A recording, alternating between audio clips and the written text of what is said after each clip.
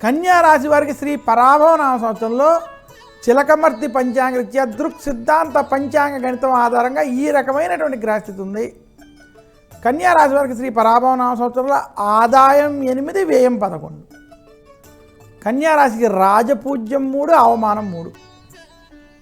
శ్రీ పరాభవ నామ సంవత్సరంలో కన్యా రాశి వారికి బృహస్పతి లాభ స్థానంలో అనుకూలంగా సంచరించడం, అలాగే కళత్ర స్థానంలో శని అనుకూలంగా సంచరించడం, 6వ స్థానంలో రాహు, వ్యయస్థానంలో కేతు అనుకూలంగా సంచరించడం చేత కన్యా రాశికి శ్రీ పరాభవ నామ సంవత్సరం సత్ఫలితాలు, శుభ ఫలితాలు ఇచ్చేటువంటి సంవత్సరం. ఆధ్యాత్మిక పరంగా మీరు చేసే ప్రయత్నాలు సఫలీకృతం అవుతాయి.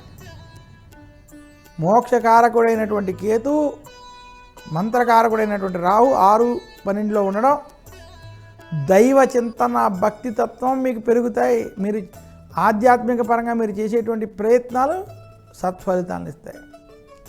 తీర్థయాత్రలు, పుణ్యక్షేత్ర దర్శనం వంటివి మీకు కలిసి వస్తాయి.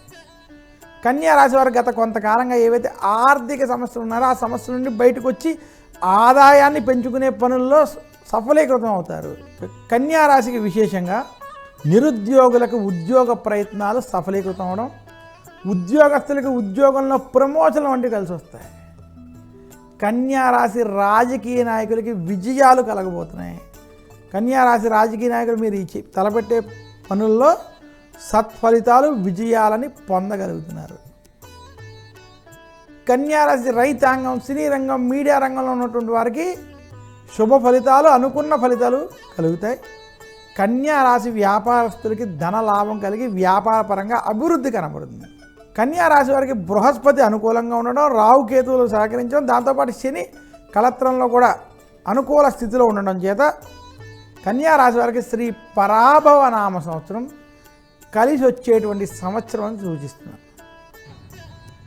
కన్యా రాశి వారు శ్రీ పరాభవ నామ సంవత్సరంలో మరింత శుభ ఫలితాలు పొందాలి అంటే కన్యా రాశి విద్యార్థులకు శ్రీ పరాభవ నామ సంవత్సరం విద్య పరంగా, విదేశీ ప్రయాణాల పరంగా అనుకూల ఫలితాలు ఉన్నాయి.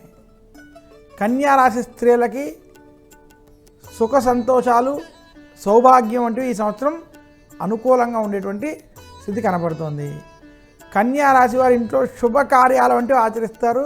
మీరు అనుకున్నటువంటి కార్యాలు పూర్తి చేస్తారని తెలియజేస్తూ కన్యా రాశి వారు మరింత శుభ ఫలితాలు పొందాలి అంటే సత్యనారాయణ స్వామి వ్రతాలు వంటివి ఆచరించడం, బుధవారం శ్రీ మహావిష్ణువుని పూజించడం, విష్ణు సహస్రనామం, భగవద్గీత వంటివి పారాయణం చేయడం చేత మరింత శుభ ఫలితాలు పొందగలరు.